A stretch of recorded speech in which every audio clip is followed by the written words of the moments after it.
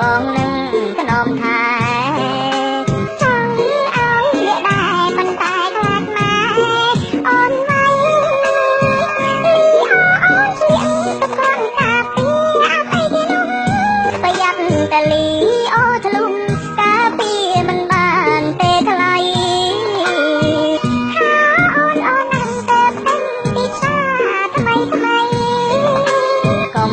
ព្រួយទីស្រីស្រីស្រីជាមួយនឹងបងស្លៀកបណ្ដាអូនជួយកាត់ដៃ